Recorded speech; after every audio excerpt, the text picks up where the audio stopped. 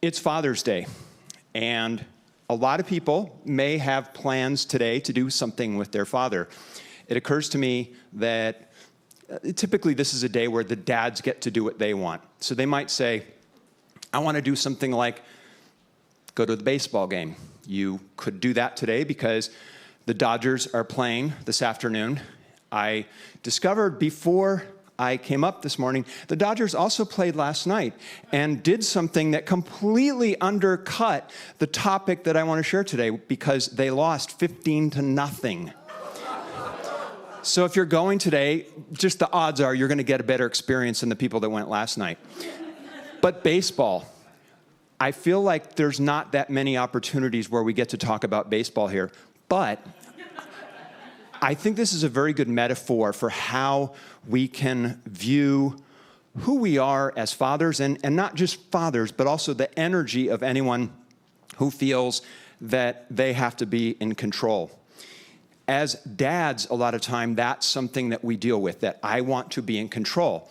And in baseball, there's one position player who always wants to be in control, and that is the starting pitcher. I in some ways identify with that now because I'm kind of the starting pitcher here of the three amazing speakers that are going to be speaking. But the starting pitcher has one role. If you don't know baseball, in 20 seconds, give you the nutshell.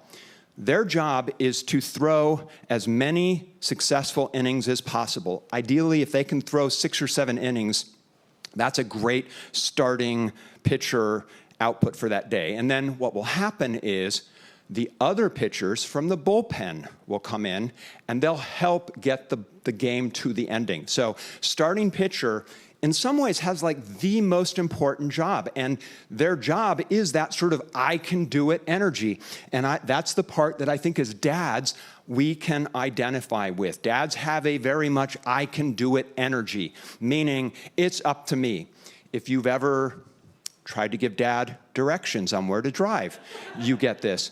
If you've ever brought home furniture from IKEA and dad said, I can do it.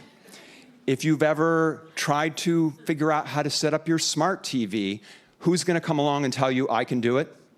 The dad is, of course. And it's not just, they don't just say it that way. They say it with lots of exclamation marks. I can do it. When it comes to being a father, and we talked about Dr. Tiffany mentioned my daughter, Sarah. I very much had that energy, and I was speaking with Erin last night, my wife, and we kind of both had that energy when Sarah was born, which was, as new parents, we wanted the opportunity to kind of just spend some time together as a family, because you probably all know, lots of relatives will say, do you need help? Do you want us to come over maybe those first couple of weeks? And we said, no, we've got it. We can handle it. It was very much I can do it energy.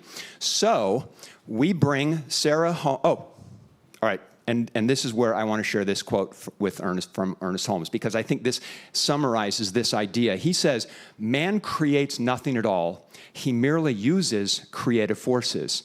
Spiritual mind practice calls not only for definite attention and active awareness, but equally for a sort of relaxation because of implicit confidence in the law. And this is the part where I think not just dads, but I think a lot of people have that, I've got to do it, and they don't have the implicit confidence in the law.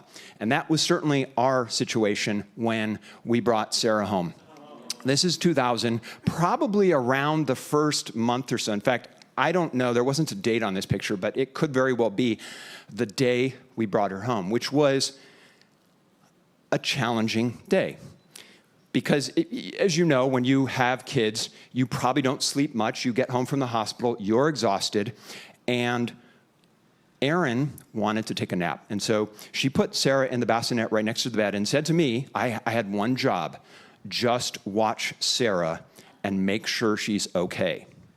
I figure I can do that, right? And that's a pretty easy job. I'm just looking at, in theory, a sleeping daughter. Well, I'm looking at her, and pretty quickly, she starts turning purple, as in not breathing.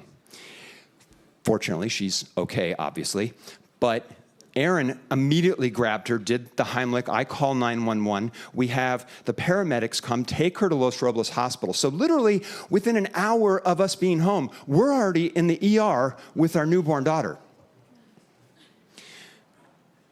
And that wasn't the only challenge that we had, because she also had a little bit of jaundice when she was born, which is very common. So they have to put the kids in these, like a little tanning booth, essentially, to sort of get rid of the bilirubin. So that first day and a half that we're home, neither of us has slept much.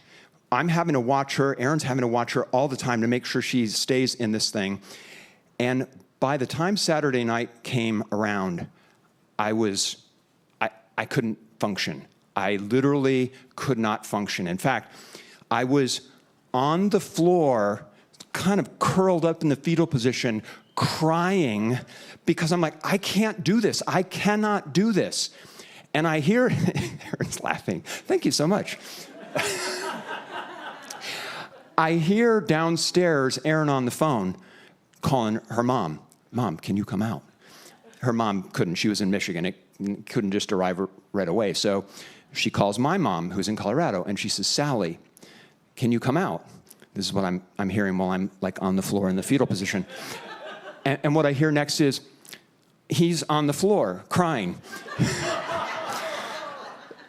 So my mom, who I'm eternally grateful to, came out the next day on Mother's Day, no less, and was with us. And then a short time later, Aaron's mom came out, and then we had all the help that we could use. And this reminds me of baseball, because essentially my mom was the bullpen. She was the person that came in when we thought, as a starting pitcher, I can do this. And so this feels to me, and the title of my talk is The Quantum Bullpen, because my mom was out there in the same way that the bullpen is behind the pitcher. And it's not just behind the pitcher, it's everywhere. It's all around you. And all you have to do is allow that to be who you are, because it is who you are. So I'll close with this thought, which is that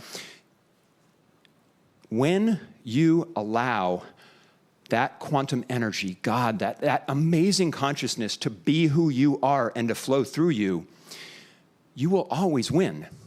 Because in baseball, when the starting pitcher goes out of the game with a lead and then the bullpen comes in, guess what? That pitcher still gets the win and the bullpen gets the save.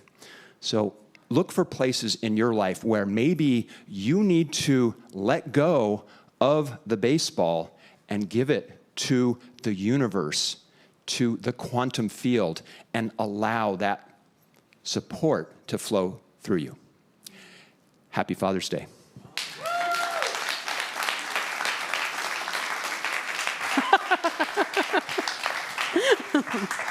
Thank you, Thor.